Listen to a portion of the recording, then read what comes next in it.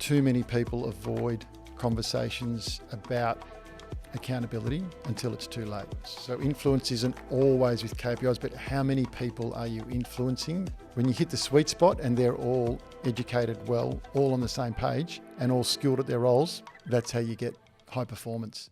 Hi everyone, welcome back to Built Different, brought to you by HiQ. Today we've got a really interesting chat with Anthony Klarica. Anthony is Director of Elite Performance, a high-performance consulting group that work with elite sporting teams, leading organisations, education providers, and amongst others, to identify how they can get the best from their people and develop leaders for the future.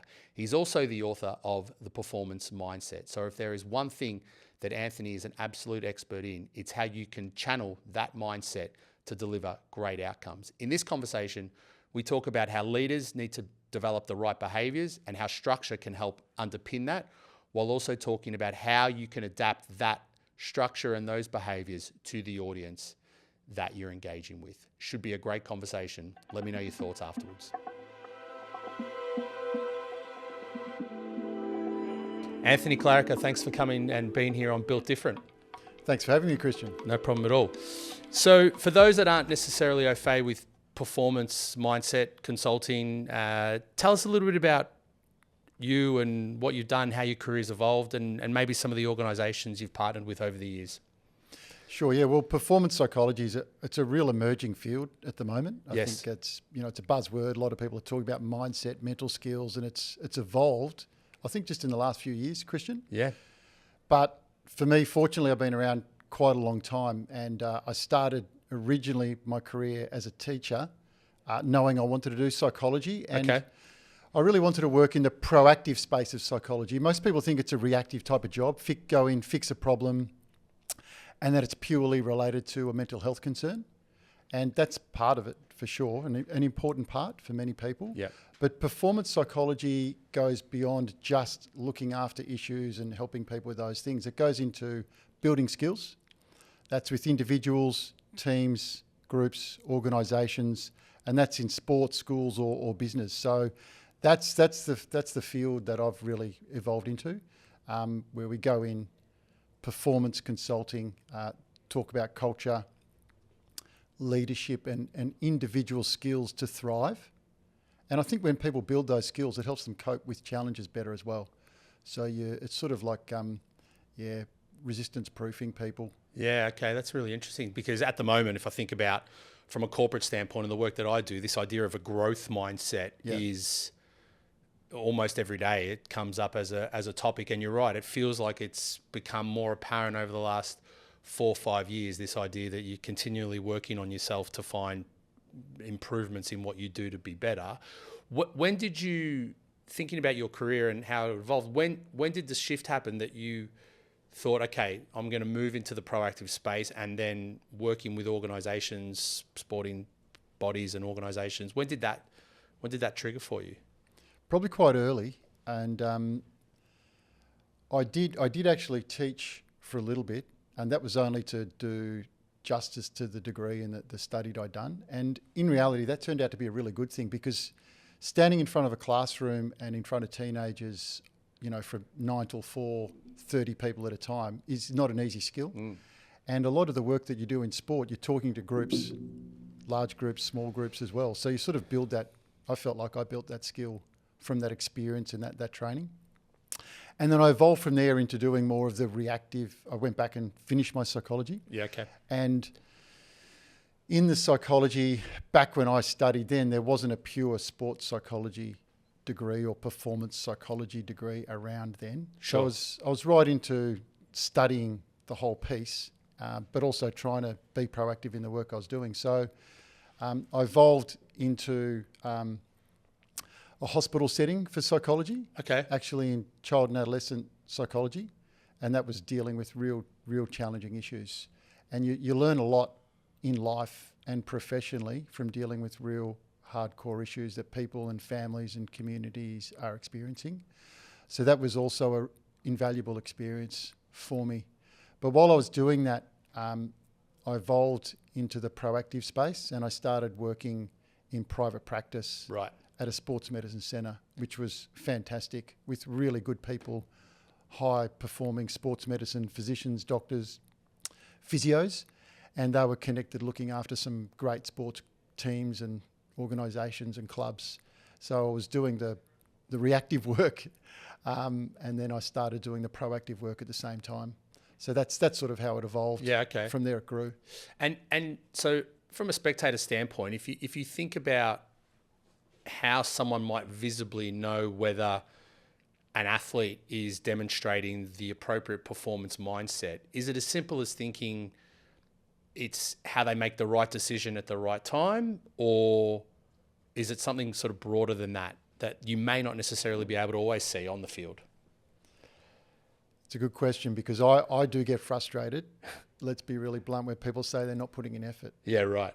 Because you can't see it. It's really difficult to see and assess mindset. You can sort of tell when a performance is really humming and that type of thing, but where that's coming from is really difficult for a spectator or supporter just to tell all the time. Yeah, As I said, occasionally you can see it. Where a team's really connected, they look composed, they make decisions quickly, their skill execution is good, and the decision-making connection, is great. Frustration is low. Yep. And energy is high, and you can see that sometimes, but not always. Yeah. Okay. So making judgments on that is really tricky. Okay. When you talk to people after a performance and you know what contributed to the performance, that gives you the real insight. And I suppose that's the privilege of the role. Yeah, of course. Yeah. So it's not necessarily something that you're always going to be visibly able to see, but it is something that you can assess sort of post in terms of how something felt, how... Yeah, what were you thinking? Right. What were you focused on? Because I'm fortunate in my role, I get to talk to athletes during competition. Yeah, of course. So we could say, right, they'd say, look, I'm going to focus on this particular thing. Can you have a look out for me? And then you do that, and then you know exactly what you're looking for, because they've just told you what they're going to aim to do, how they're going to think. Are they aiming to be really quick with something? Are they aiming to be more aggressive, more composed? What is it that they're aiming to do? More patient. You can see it, and then they'll look for feedback, and then you can see whether they're executing it or not. Yeah, okay. It's so I guess if I'm thinking about how I understand that, is almost this idea where you can be doing the work but not necessarily getting the end outcome straight away, but you're building towards those tweaks that then ultimately show up on the scoreboard. It might not necessarily be today, it could be 6 months from now or 12 months from now. For sure, yeah, you're looking to build. I mean, and a lot of people do. One of the reasons it's hard to judge is because a lot of people look at the outcome. Yeah. And we judge performance and mindset from outcome, but that can be misleading, because you might not win, but it might have been a really good performance. It's interesting because I talk to a lot of organisations at the moment where it's been a tough couple of years in the corporate world in terms of being able to get momentum, create productivity for a variety of different reasons. And this focus on the sales number, the profitability number, how productive we are, is the single most important thing versus what are the different things that we're doing in the build-up to ultimately get us ready for that end outcome. And inevitably it happens much later, not necessarily from day one. So it's the same sort of theme, is that right? Very similar. Yeah, really good analogy, because the bottom line in corporate is vital. It's the same in sport. If you don't win, most people get turned over after a little while.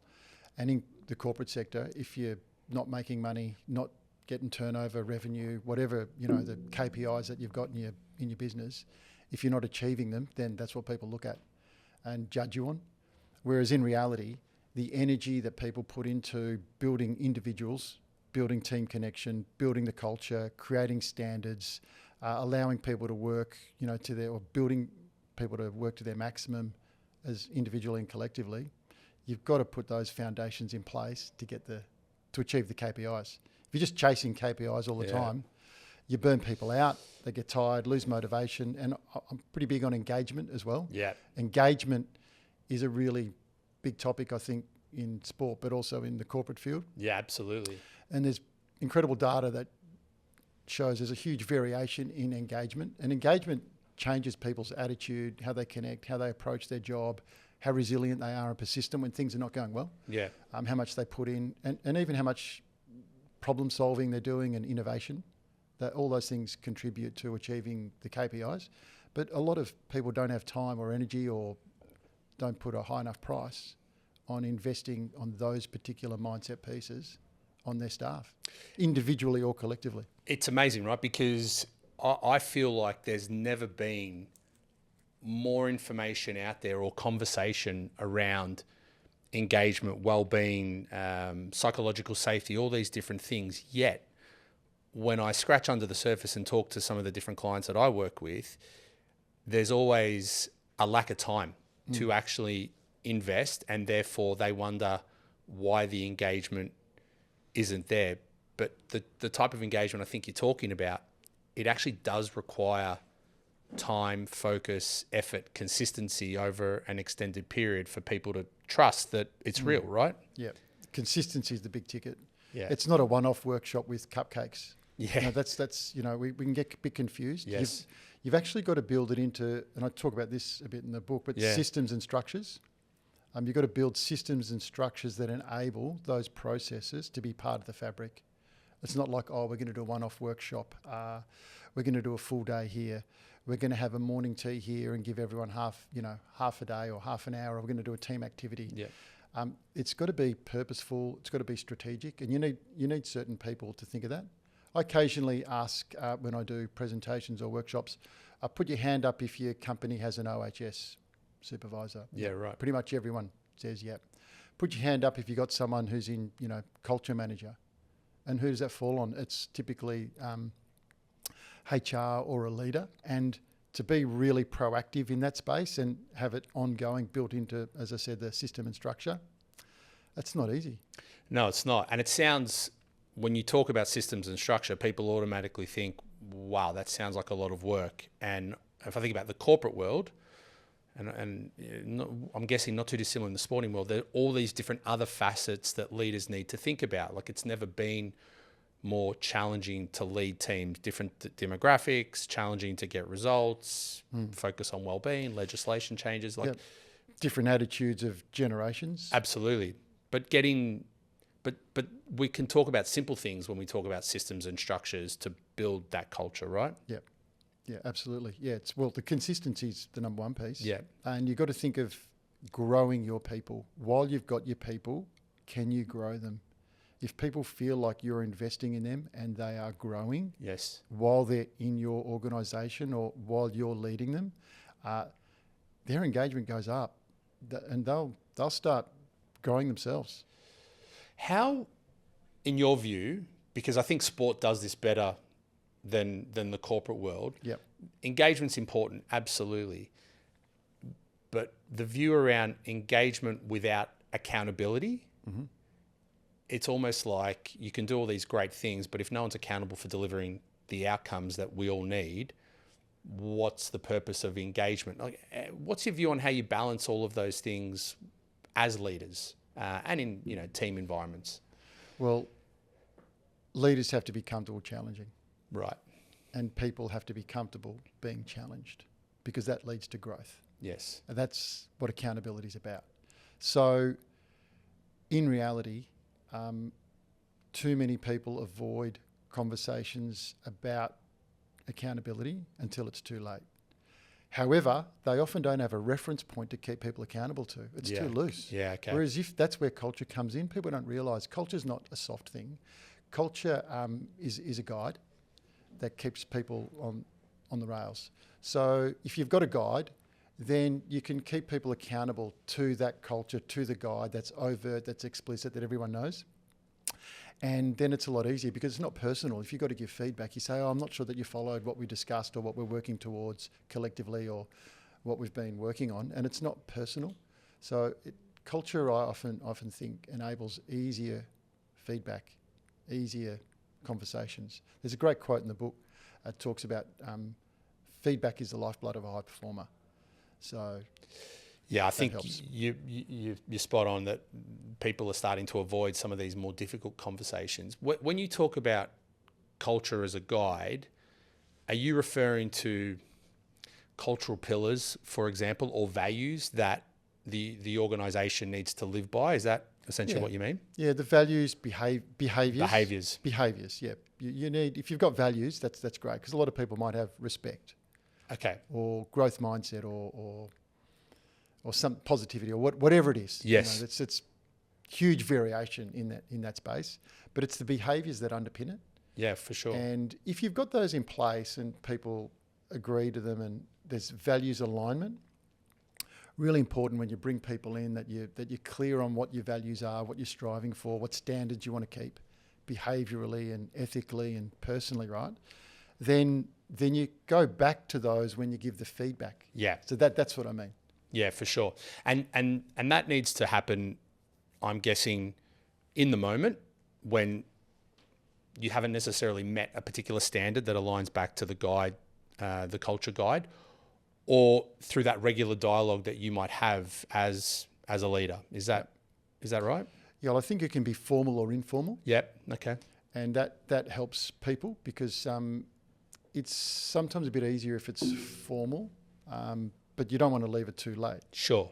Now, that's where emotional intelligence comes in for Yeah. leadership. That's an older topic. We're saying, well-being and engagement and, mindset are a little bit more emerging the last bunch of years. But emotional intelligence has been around for quite a while. It has. And leaders really do need to be aware of that, because I think these days people can be a bit more sensitive to their corporate environment. They'll leave more readily. Yep. They'll think of changing jobs more readily. Their effort will vary more readily.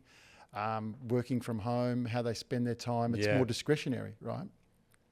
So that's why engagement's so important. So as a leader, you really need to show emotional intelligence and sensitivity to individuals and the group while you hold accountability. Now that's the tricky piece. Yeah, totally. Can you develop emotional intelligence, do you think? And I ask this because I don't think there has ever been a time where emotional intelligence has been more important. And you think about the way technology is coming into our lives and the way AI is playing a prevalent part, the amount of time we spend on social media, we're spending less time connecting with humans, and therefore the need to understand people, it's becoming harder to do that because we're not engaging in the same social way. Can you develop that skill set from an EQ standpoint, do you think? Yeah, I think you can. Yeah, for sure. And we have to believe that, we have to trust it, and we have to invest in people to grow it. And there's different ways to grow it. Yes. And one of the ways to grow it goes back to that feedback piece. Right. But people need to be open to it. But there's many ways to grow it. But it's got to be ongoing. Yeah. Of course, someone needs to be open to be able to see that. You can read, you can talk to people, put yourself in challenging scenarios. Proactively put yourself in challenging scenarios. Yeah. And I see good leaders put themselves in those scenarios. That's how they grow. You don't grow from being perfect. Yeah. You grow from making mistakes and from actively reflecting and debriefing. And not enough people have time to reflect and debrief in order to grow. So that's another big piece I really like to talk about. And in fact, there's great research around high-performing teams and how debriefing and how debriefs are conducted, how they're done, is there a tight agenda? Those things are really important for the growth of individuals and teams, because then it's safe. And, the psychological safety piece. Huge. That actually, the work of Amy Edmondson in that sort of space, that came from a corporate, that originated from a study with a large corporate group. Right. And there were some high-performing teams within that organisation and some lower-performing teams in the same organisation. So they wanted to identify why some teams were small teams in the bigger group were outperforming others. And they identified that the teams that were outperforming others were ones where they were comfortable to admit mistakes. Yeah, okay. They're comfortable to say, hey, I messed up, for the benefit of the group to learn and grow. And they weren't afraid of, being ridiculed and that type of thing. So that's a really important. So debriefing is really vital, not often done well. And I think the reason people avoid some of these culture conversations is because meetings, it sounds like such a small thing, but people talk about, another meeting, don't get time to do my work. Meeting fatigue, yeah. Right, meeting fatigue. Yeah. It's because it's a real skill to run a tight, sharp meeting with an agenda, let people know, have clear guidelines for what you want or action items for after the meeting. Boom, boom, away you go. Punchy. And also even an activation, to keep people engaged at the beginning. There's these foundations create a good, sharp meeting. People enjoy it, get something from it, move on, go forward. Yeah, and I think just on that point, the strong meetings for any leader, having the right people in the room. I think what's happened, especially from a corporate standpoint, and I say this from first-hand experience, is you walk into a meeting room and there's 35 people there. And it's like, well, hold on, how could everyone in this room possibly need to be here, and does everyone need to have a voice? No wonder meetings blow out to an hour and 20 minutes when they could be 25 minutes if you've got the right people who are actually impacted by the outcomes of that meeting in the room. Yeah, running a sharp meeting, underrated skill. Yeah. Really, really good skill to have. I want to come back to this debriefing piece. You're talking about not just for big pieces of work, but debriefing around whether it's a regular catch up with an individual in your team or something that may have happened that was uncomfortable for them, and you kind of debrief how they went and what the opportunities are to evolve and grow from that. Yep. Yeah, that's right. I'm not just talking about debriefing big incidents and things like that. It's got to be built into the fabric. So you could debrief a day, debrief a week. How'd we go this week? How was that? How was that meeting? How was this today? How did we go there? You know, that's constant. That type of stuff. Constant. Yeah. Yep. And you know, journaling's a big. People talk about journaling as well within the mindset piece, and I've always advocated really strongly for diaries, journaling, record keeping. It's just too hard to keep everything in your mind. Work's quite dynamic these days. Yeah, absolutely. Sports, very, very dynamic. It can There's be. so many moving pieces. I can imagine, So journaling, keeping a record, keeping a note, implants it in your mind a little bit more, or debriefing with someone else. So journaling, obviously, you might do on your own. You might do it as a group. Yeah. But it makes it so much easier. So anyway, not just for big pieces, built in across the fabric on a regular basis. I want to talk about something we spoke about sort of off air in the lead up to today around this idea, and you talk about in the book around whether leaders are born or made, and your view on that, because if I think about how it generally plays out in the world that I see on the corporate side, is inevitably organisations put the best performer as the leader because their performance as a subject matter expert makes them think, well, they're therefore going to be able to teach others. And you see it a little bit in sport, but not always. What's your view on this? Do you have to have a certain attribute from day dot to be a leader, or can you evolve those as you grow? I definitely evolve. I mean, I think it does help if there's a certain amount of interest in leadership and there's some experience in leadership. So that's going to help. You've got to want to be investing in others. You know, it goes beyond self. I think that's a really big piece of leadership, beyond self, interested in the welfare of the collective, want to do something for the bigger piece, right? So you've got to have that. Not everybody has that. You can still grow that as well, because if you become a leader, then you have to think of others who are under your guidance, not just their performance, but them as people. So definitely that evolves. Do you have a view? There's a piece that helps it, Sorry, but it definitely grows. Yeah, right. Do you have a view on this idea of the top performer versus the consistent performer, let's say, as who potentially could come out as the better leader, or is it irrelevant around their skill set per se? It's irrelevant. Right. Yeah. You could be either. You can have some top performers be really good leaders and others who are not as good in a leadership role. And you can have some people who are consistent and then just can't lead as well. But some people who are consistent will end up being great leaders. Yeah. So I like to separate them a little bit. Obviously, you can't be an underperformer and lead. That's the important piece. And that often doesn't happen. Sometimes it does by accident. Yeah. And, you know, those organisations and teams will fall apart because people will, you know, drop to that level, or they'll get disgruntled and the leader won't last.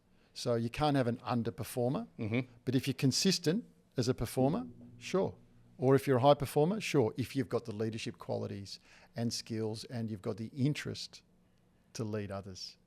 So this idea then you mentioned before around a more selfless style, still being focused on delivering outcomes, but thinking about the collective as a whole. Yeah. If you're a business owner or a senior executive and you're trying to identify who within your group should be considered as a future leader in your team or your business, what are some of the things, behaviours, do you think, or attributes that you should be looking out for that might not necessarily be obvious for everyone to help you decide? Yeah, well, there's a couple. One is positive influence. Okay. You want to look at influence. So influence isn't always with KPIs, but how many people are you influencing? So there's people that you're influencing. But remember before we spoke about systems and structures. You're influencing systems and structures. You're influencing culture. So there's a range of things. So if you want to put it in some sort of order, and I talk about this model in the book, but you want to look at someone who's also leading themselves well. So leading self is the foundation for leadership. You know, that involves looking after your well-being, investing in yourself, right? Looking to grow, that growth mindset you mentioned earlier. So leading self, really big foundation, then can lead and influence culture.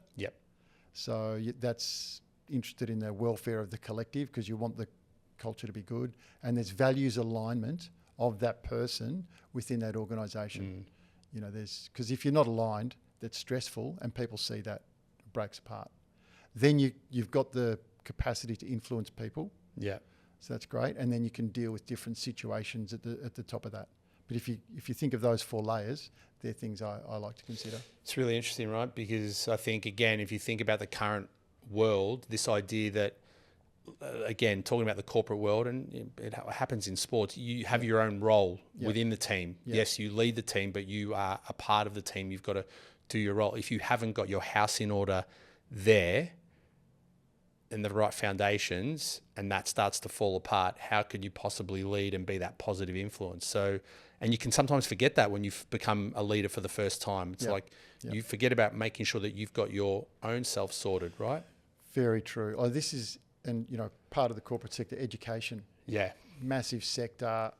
I really enjoy and love working in education because it's a foundation for, you know, our future. And in education, if you're a head of a department at a school, you've got to get that role right. But good leaders don't just get their role right; they understand the bigger picture beyond their role.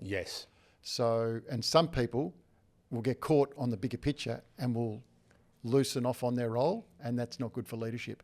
So leaders do get their role right and then lead. Now that's what I call dual leadership. If you've got a role that's quite specific in a department or something like that, and you've got to influence the bigger picture, because some leaders don't have a particular role. They've just, their role is leadership, to oversee everything. So I've got to understand different types of leadership. Some people have got the dual role of having a job. And so, for example, if you're a sports person, a footy player in a team, and you're a defender, you've got to do your job on your opponent. But then you have to help the whole team. So there's a dual role there, right? So you've still got to perform. In a school, we mentioned, head of department, got to do that role really well. And then you've got to understand other roles so you can support those roles to function. And it's the same in corporate sector beyond education. You mentioned something earlier around not getting too caught up on the results, and, you know, spectators often, and I know I've been guilty of this, talking about players that don't show enough effort without necessarily realising what's going beyond the scene. It feels like, and you've definitely seen it now, these organisations that don't have their house in order, they might have really good players in their team, but if they don't have their house in order, it doesn't matter how good the leader is, it's hard to deliver the outcomes. Is that something that you've observed with the different teams that you've been a part of? Because you've been a part of premiership-winning teams throughout your career with, you know, people like Brisbane, Hawthorn, and the like, and then other teams that haven't quite been as successful. Is that the key difference, do you think? Having your house in order? Yeah, so the foundations that you speak of. Oh, yeah, for sure. Well, I often think of it, you've got to have the right, part of the foundations is the people. Right, so we've spoken about systems and structures, but you perform at your best, and these are highly competitive environments. Let's not forget that you've mentioned football, right? With equalisation policies. Now, you don't necessarily have equalisation policies in the corporate sector. That's right. You've got funding restraints, right, for sure, and budget, you know, considerations, but they are as tight as anything in sporting environment. So So you have to hit the sweet spot in sport with the right staff, the right players. Yeah. When you hit the sweet spot and they're all educated well, all on the same page and all skilled at their roles and can help each other, that's how you get high performance. So you need to think about who you bring in, Yep. who you keep, who you let go of, and how you educate the current group so that you can get to that sweet spot. That's what I call getting the house in order. Yeah, right. And it makes complete sense. It makes me think a little bit about when you talk to different people around leadership and building great teams, and you compare corporate to sport. Some people have said to me in the past that it might be easier in sport because you have to be ruthless because you've got finite budgets or you've got these equalisation strategies, and there's more of a focus on the end outcome, so you need to move quicker, whereas in corporate it's not quite as ruthless, but some might say it perhaps should be. I'm not sure. Yeah, it's an interesting one. I'm not sure I agree with that.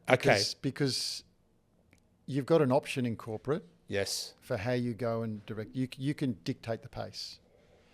Now in sport, to a degree, that's dictated to you because as we said before, if you don't win, there's turnover. Yeah, that's right. Right. So everyone's always on it. It's a very clear objective. Yeah. You know, to grow whatever data and metrics and analytics that you're looking at, you're looking for growth. If that stagnates or goes backwards, you're in trouble. Yeah. Players and staff get turned over. So that sort of evokes real urgency. Yes. Innovation, and that's what keeps sport Yes.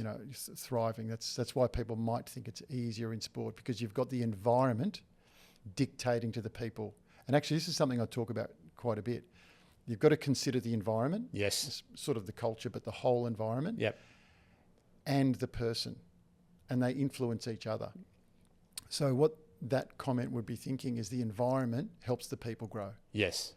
Whereas in the corporate sector, there's not as maybe much pressure, and it's a bit of a slower burn to underperform before things happen. So therefore, the people don't respond as rapidly. But I think that's the role of a leader. The role of a leader is to create the environment and build the people simultaneously that they can perform. Yeah, I completely agree. And I think part of it is because, like you say, there's a season. When it comes to sport, you work towards, and like the ultimate goal is to win. Yeah. Whereas in a corporate environment, we're going for 35% growth this year, and then that gets adjusted on a monthly and a quarterly basis depending on how we go. So it's almost like the end target is constantly moving. Yeah.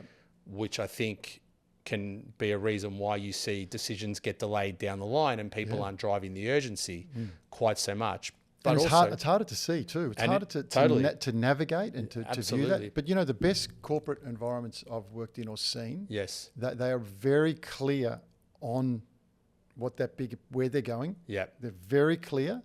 They're clear about the standards to get there, and then they support the people on the way. Yeah.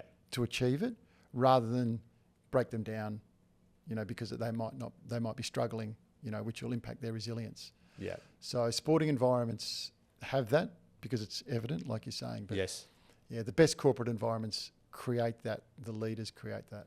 Yeah, I think you're right. And this is where identifying the right people, as you say, whether they are within your group already or from external, who can help feed that and complement each other to hold everyone accountable to drive towards that North Star that you choose is crucial. Yeah, vital.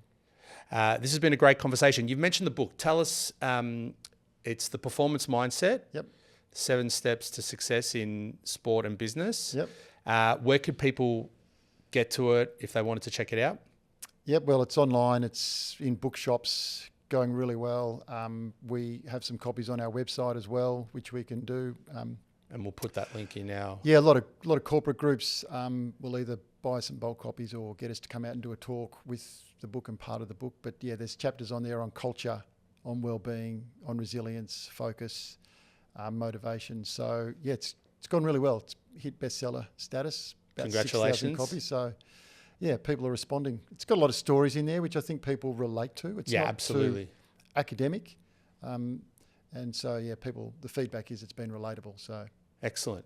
Ordinarily, I'd finish with some quick fire questions, but we've talked a little bit, and because your perspective is more around sort of providing that advice, I wanted to ask you this though: if there are business leaders, business owners in whatever size, or those running sporting teams out there, if they're feeling like they're not quite delivering, or their business or their entity is not quite delivering as it would like, what would be the 2 or 3 things you would say that they should focus on right now to perhaps start to shift the tide a little bit?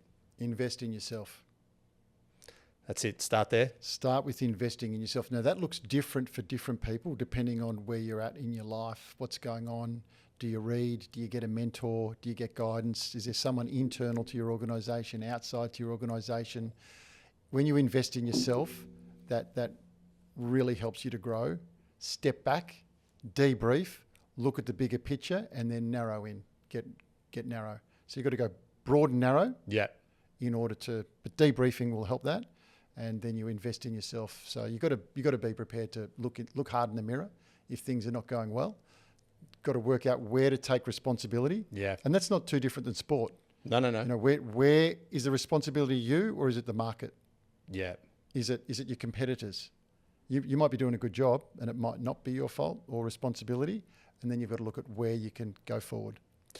So that's, takes a bit of reflection, but invest in yourself, debrief.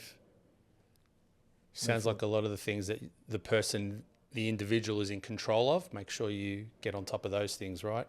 For sure. Excellent. Anthony, thanks so much for your time. It's been great to have you here. Thanks for having me. No problem. What a great episode that was with Anthony. The things I loved about that, amongst a whole bunch of stuff, was how he talks about how discipline and structure can help cut through the complexity that we can build as leaders to get the best from our people, and how if you follow a clear path to how you can identify what is it that is going to unlock that performance for the individual, and you stick to that process in a consistent basis, you're going to get more sustainable outcomes from not only your leadership group, but also from their teams and from your partners as well. So if you liked what you heard today, or there were topics on there that you feel are relevant to your business right now or to your personal situation, please reach out. Let's have a further discussion. I'd love to help you. But for now, don't forget to follow us on LinkedIn, Instagram, and TikTok. Subscribe to our YouTube channel to catch the next episode, and we will see you very soon.